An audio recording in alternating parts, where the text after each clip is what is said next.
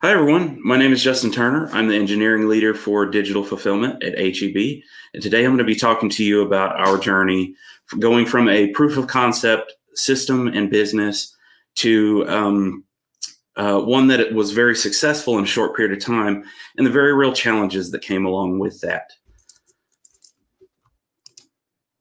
My hope for today's talk is that by sharing some of the strategies we use to navigate, that if you find yourself in a similar situation, that it's useful to you. And if not, I hope you find this story interesting.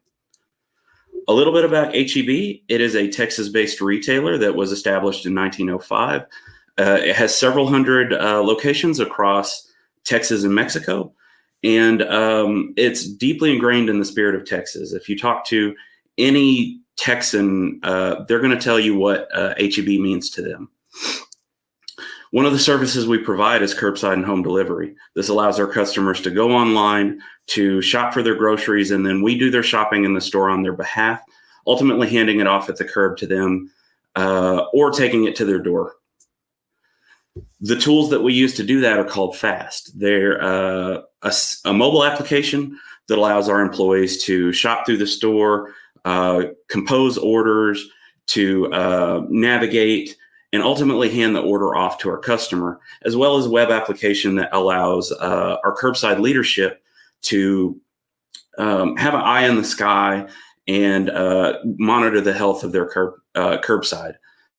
A note is we are a privately held company and our employees are owners. So I'm going to refer to our employees, and we refer to our employees as partners. And I just want to clear that up so that there's no confusion. Curbside started a handful of years ago, doing it as a proof of concept, and FAST began life there as well as a monolith, and very quickly went from doing a handful of orders to being in hundreds of stores doing many thousands of orders.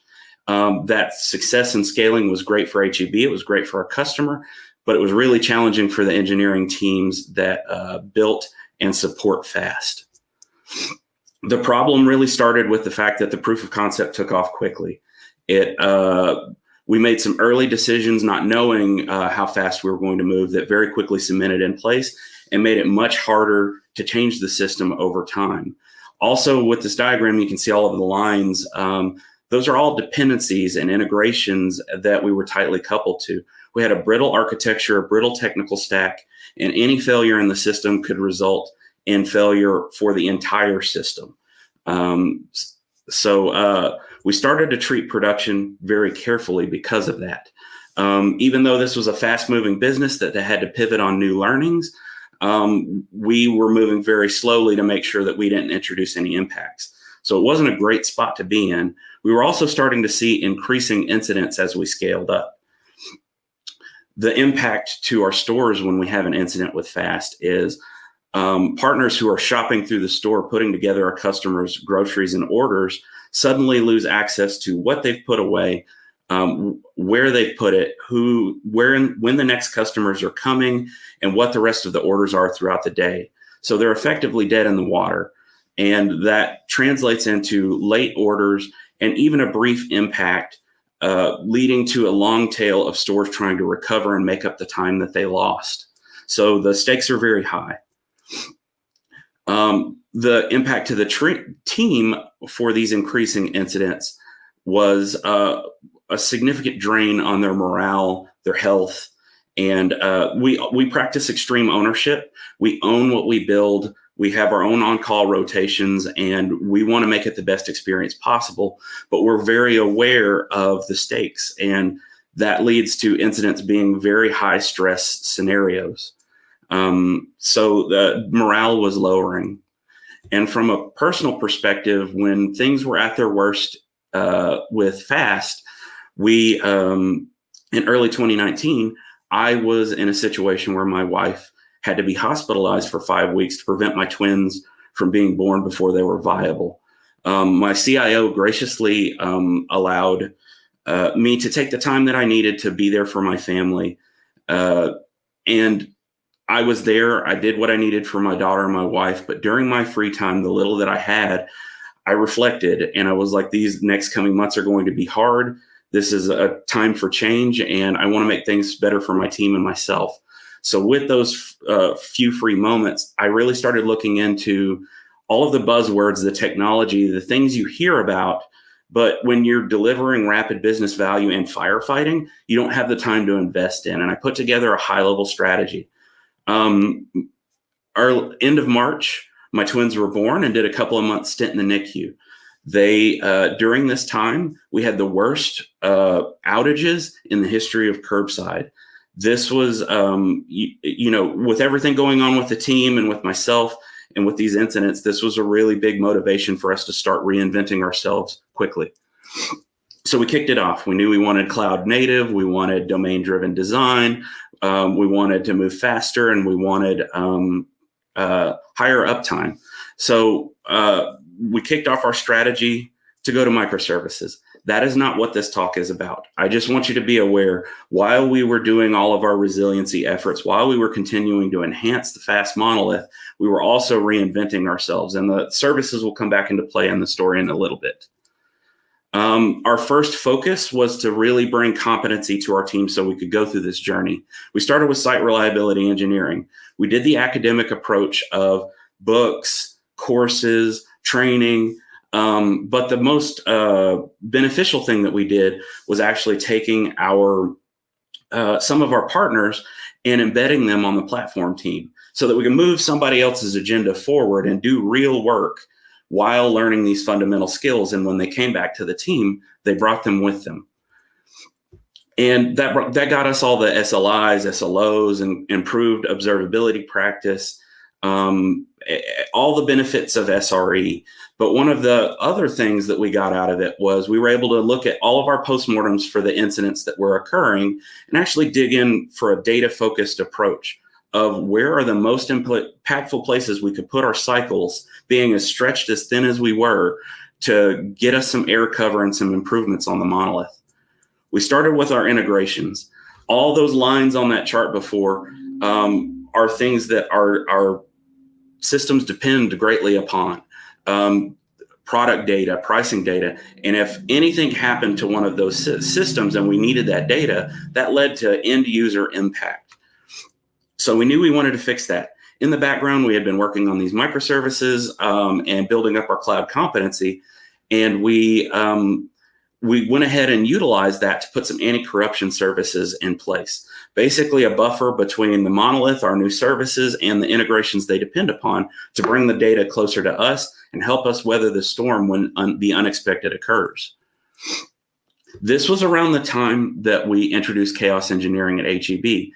Jacob and the Gremlin team came on site, helped us build a chaos engineering competency, understanding how to scientifically introduce failure, how to perform game days. And we started our practice off with weekly game days. And a lot of our initial focus was around those anti-corruption services. We introduced a variety of network failures like black hole attacks, latency, DNS attacks, packet loss, as well as state and resource attacks. This allowed us to see when the unexpected occurred and fix it, make sure that our failbacks and failovers were working as expected, and that these anti-corruption layers were as robust as possible to handling failure.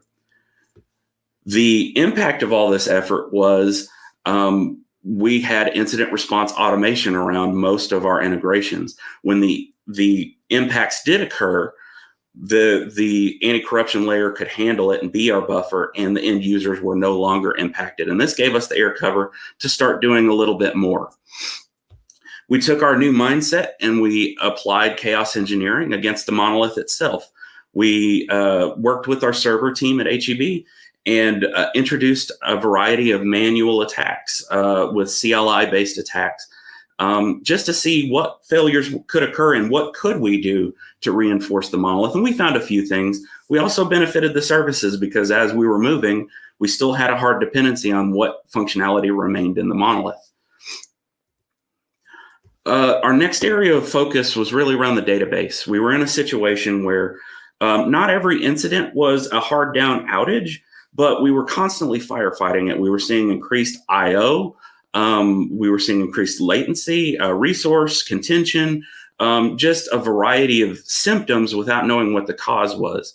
So we reached out to our DBA team and asked if one of the database administrators could ride along with us and partner with us to help us understand what was going on, because we believed it was somewhere in our queries. We found that we had 16 problematic queries that we could quickly introduce improvements to and make things better for the database. And these queries were really ones where we would stuff in a dynamic list of objects like order IDs, which led to lots of hard parsing and not great execution plans because of the dynamic nature of a changing list of things. By taking the predicates we used to get the order IDs and putting it in the queries themselves, that got us a lot of heat off of our database. Transactions that took seconds before went down to milliseconds.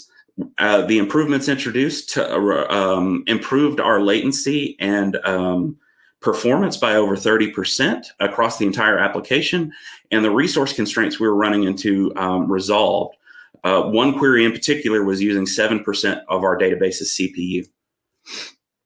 This got us to a place where we were at 4 nines uptime, and we were near the finish line of retiring the monolith and moving on to our services. This is when things changed for us. It changed for you, it changed for the world. COVID hit. And it changed the nature of the tools and service that Curbside and Fast provide. We went from Curbside being a nice to have convenience for our customers to a critical resource in stopping the spread of COVID, or slowing the spread of COVID in Texas, and providing a resource to immunocompromised customers that now have a lifeline to prevent risk to themselves. We knew that this would change the priority of our business and of our team. One thing to note is our throughput is not one-to-one with order volume. It's more around the concurrent number of shoppers working at any given time. And so we started seeing these notices that we were going to hire potentially thousands of partners to help work in Curbside to serve this new need. And we knew we had to do something relatively quickly to make sure we could handle this oncoming load. We worked closely with our operations teams who surrounded us with support. And over the span of 3 days, horizontally scaled our virtual machines to prepare. We brought our CERT environment in line with our prod environment for the first time ever, which then allowed us to start doing meaningful load tests. We didn't know what kind of load to expect during a pandemic, so we just tested 3 to 5 times the throughput, which surfaced a number of issues that would have bitten us that were relatively easy fixes in our database and queries. The outcome of that was, in the span of a few days, our throughput doubled, our order volume rose exponentially, and we saw no impact to the Fast monolith from a performance perspective.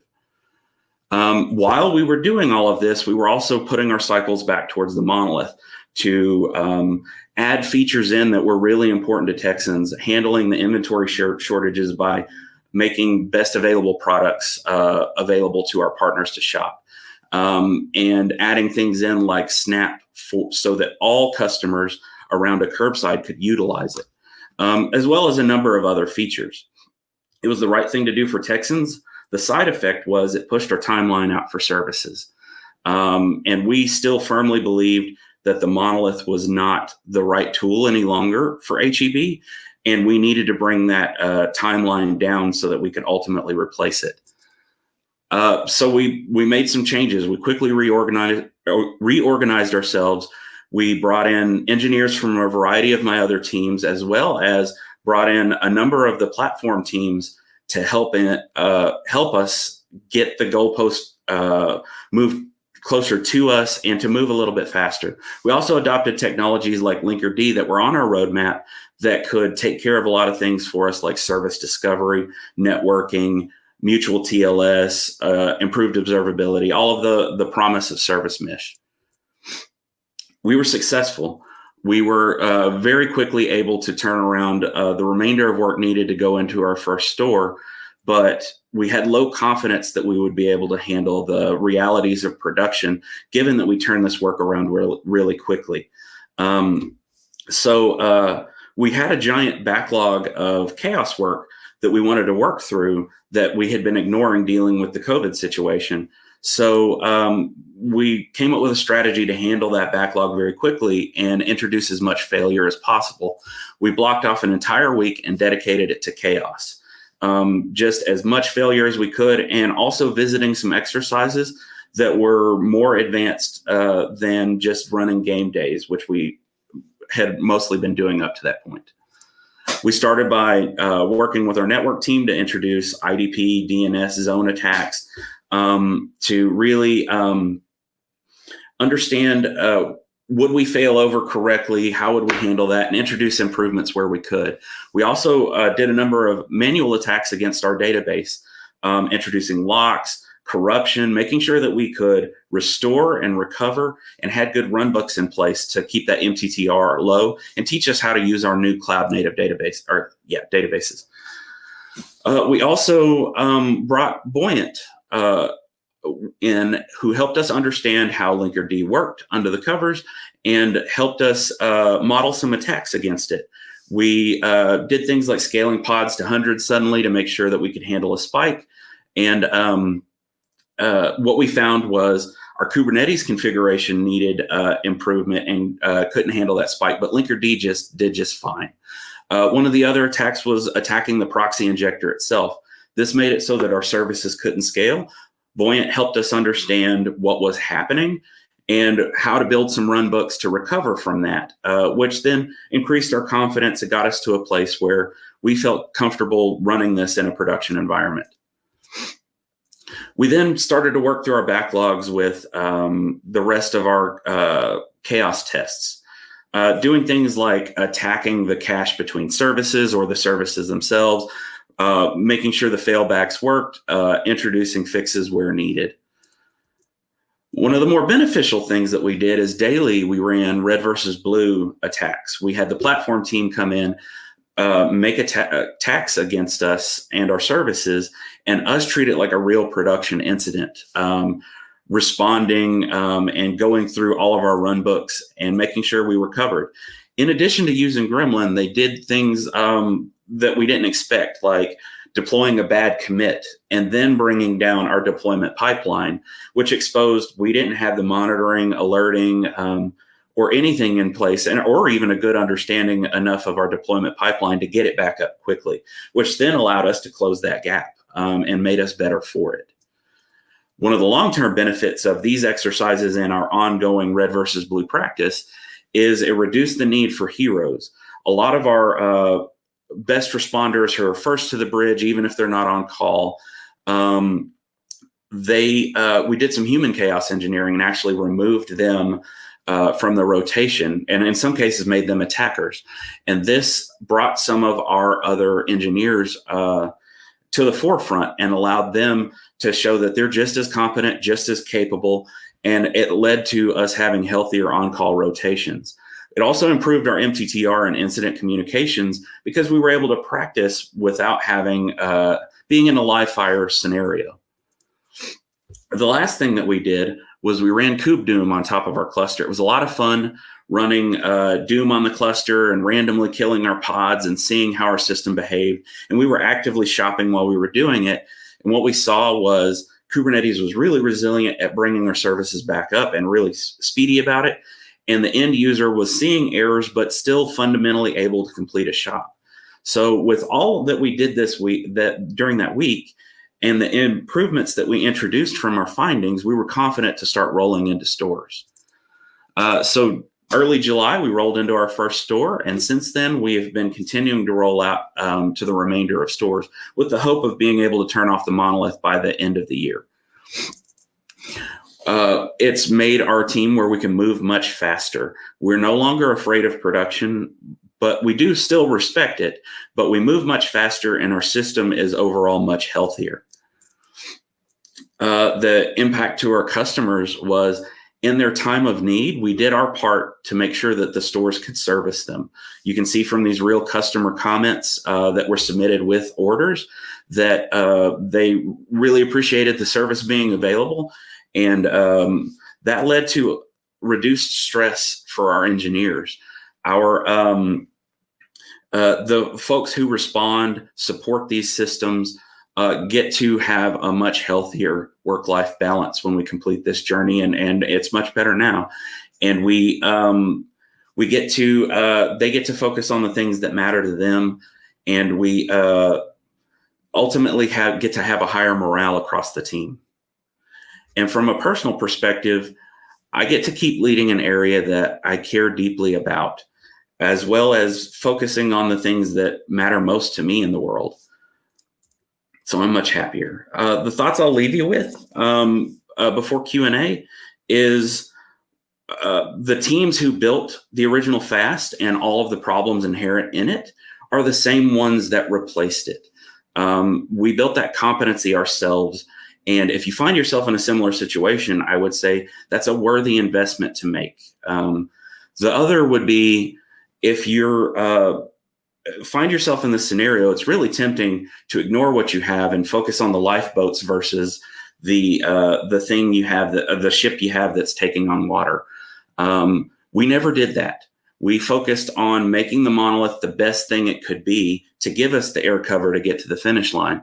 And unbeknownst to us, a pandemic was looming, and all of that work ensured that the tool could be there. You never know when your pandemic is coming for your system. So make sure you take care of what you have prior to going all in for the replacement. But with that, feel free to reach out to me directly, and I'll answer whatever questions you have, and I'll see you in the chat too.